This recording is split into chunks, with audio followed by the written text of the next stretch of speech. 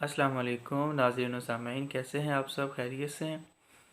नाज़रीन, आज मैं आपके साथ एक बहुत ही खूबसूरत और इसके साथ साथ थोड़ी दुखी भी अ, और आप इसको जो है वो मोटिवेशनल भी कह सकते हैं, एक कहानी शेयर करूंगा जिसका उन्वान है जन्नत।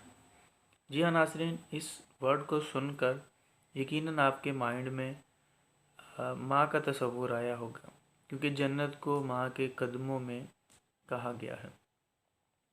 जी हाँ नाजरीन, ये कहानी जो है, ये जन्नत जिसका उन्वान है, ये माँ से रिलेटेड है। खोल दे बेटा मुझ पर बंद ना कर ये दर, खोल दे बेटा मुझ पर बंद ना कर ये दर, मैंने बरसों तुम्हें पाला है, संभाला है, और ना जाने कितने दुख उठाए हैं। तेरे दम से मेरा उजाला है, तूने घर से मुझे निकाला है। मैं तो माँ हूँ फिर भी तुम्हें बद्दुआ नहीं दूंगी, तुझको सिर्फ जीने की दुआ दूंगी। जी हाँ नाजरीन, ये जो माएँ होती हैं ना, इनके साथ आप कितना भी बुरा क्यों ना कर लो, लेकिन ये कभी भी अपनी औलाद का बुरा नहीं चाहेंगी, हमेशा उसको दुआएं ही देंगी। नाजरीन, फेसबुक पर जब भी देखो कोई ना कोई दर्दनाक खबर ज़रूर पढ़ने को मिलती है। कई ऐसी कहानियाँ सामने आ जाती हैं कि इंसान कई रोज़ तक उनके ज़ेरे असर रहता है और जहन से उन ख़यालात को झटक नहीं पाता जो इस वाक़े के बारे में मैं जानकर जहन में आते रहते हैं। एक रोज़ फेसबुक पर मुख्तलिफ़ पोस्ट देख रहे थे कि अचानक देखते ही देखते मेरी नज़र पड़ी तो एक बंद दरवाज़े पर एक औरत खड़ी फरियाद कर रही थी, खोल दे बेटा मुझ पर बंद ना कर ये दर, मैंने बरसों तुम्हें पाला है, संभाला है, और ना जाने कितने दुख उठाए हैं।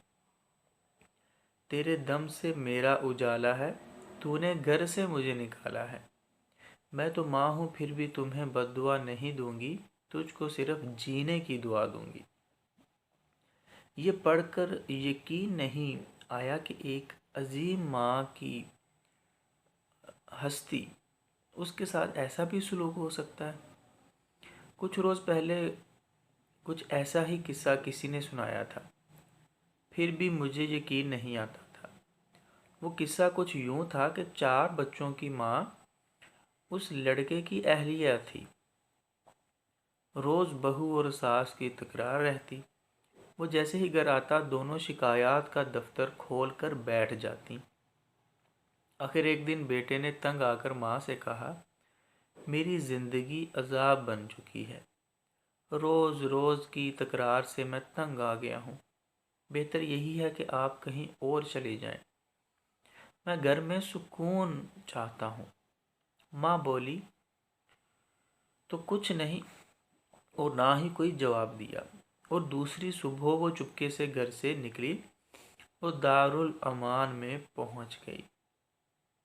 उसके साथ वहाँ कैसा सलूक हुआ उसकी कुछ खबर नहीं है। मुझे ये किस्सा सुनकर हैरत हुई, क्या कोई बेटा अपनी माँ को इस तरह कह सकता है कि तुम इस घर से चली जाओ? वो माँ जो रातों को जाग जाकर बच्चे को पालती है और अपनी आंखों में सुनहरे ख्वाब सजाती है, बड़ा होगा तो मेरा ताबेदार होगा, बेवगी के दिन मुश्किलों से काट रही हूँ, मेरा सहारा होगा, तरह तरह की उम्मीदें पालती है। मगर उस वक़्त उसे खबर ही नहीं होती कि बड़ा होकर उसका सहारा बनेगा नहीं।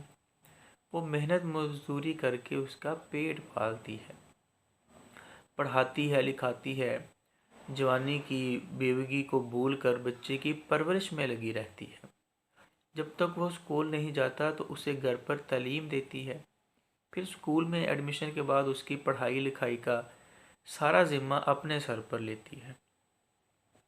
पढ़ लिख कर जब जवान होता है तो अच्छी नौकरी लगते ही उसकी शादी की फ़िक्र होती है। शादी हो तो उसका घर बस जाए। शादी से पहले وہ ماں کا تابعدار بیٹا ہوتا ہے۔ کئی رشتے دیکھنے کے بعد بیٹے کی ہی پسند کی لڑکی سے شادی کروا دی جاتی ہے، اور پھر بہو کی اپنی ساس سے نہیں بنتی۔ اس کا جی چاہتا ہے کہ اسے گھر سے باہر نکال دے، مگر شوہر کے ڈر سے ایسا نہیں کرتی۔ ناظرین، اسی طرح وقت گزرتا رہتا ہے اور وہ لڑکا 4 بچوں کا باپ بن جاتا ہے، مگر اس گھر میں لڑائی کبھی بھی ختم نہیں ہوتی۔ روز بروز بڑھتی لڑائی کو دیکھ کر بیٹے کے منہ سے یہ نکل جاتا ہے، ماں تم چلی جاؤ، ایسا وقت خدا کسی پر نہ لائے، اور وہ عورت گھر سے نکل کر اولڈ ہاؤس میں چلی جاتی ہے۔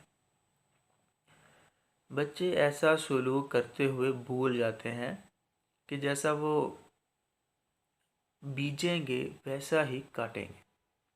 یہ مکافات عمل بھی ہے۔ اولاد اتنی بے حس ہو جاتی ہے کہ ماں کی پرورش اور محنت کو بھول جاتی ہے۔ کیسے ایک ماں نے اپنے خونے جگر سے اس کو پالا، بیٹا مکافات عمل کو بھی بھول جاتا ہے۔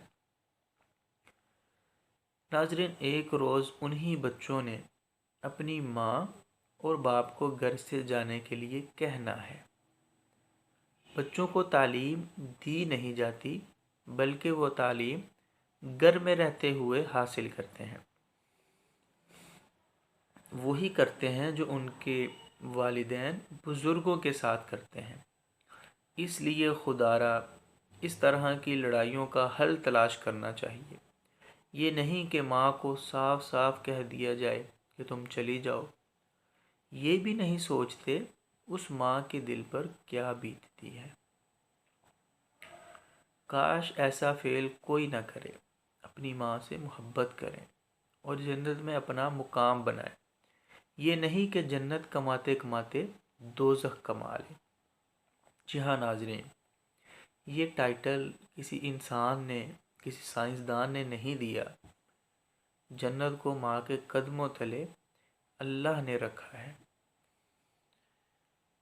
تو ہمیں چاہیے کہ ہم اس ہستی کی قدر کریں۔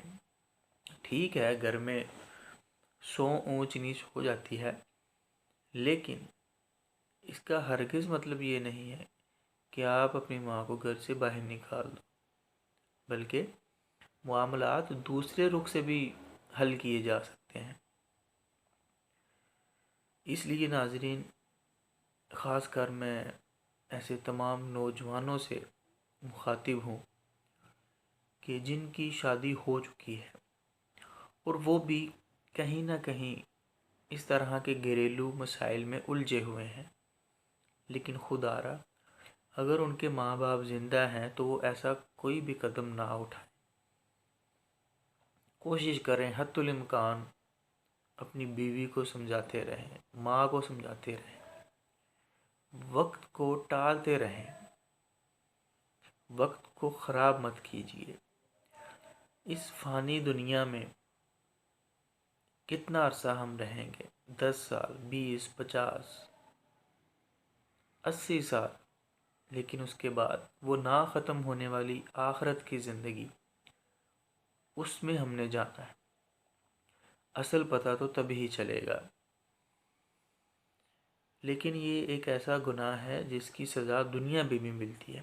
ماں باپ کا جو نافرمان ہوتا ہے اس کی سزا آخرت میں تو ملنی ہی ملنی ہے، وہ تو کنفرم بات ہے۔ لیکن یہ بھی کنفرم ہے کہ انسان مرنے سے پہلے اس دنیا میں بھی اس کا عذاب دیکھے گا۔ تو اس لیے جن کے ماں باپ زندہ ہیں ان کی شادی اگر ہوئی ہے یا نہیں ہوئی تو وہ اپنے ماں باپ کی قدر کریں، ان کو اذیت نہ دیں۔ ٹھیک ہے ناظرین، بہت شکریہ۔ مزید اس طرح کی ویڈیوز اس چینل پر اپلوڈ ہوتی رہیں گی، تو اگر آپ نے چینل کو سبسکرائب نہیں کیا تو کر لیں۔ ملیں گے نیکسٹ ویڈیو میں۔ اپنا خیال رکھیے گا، مجھے اجازت دیں۔ اللہ نگہباں، فی امان اللہ۔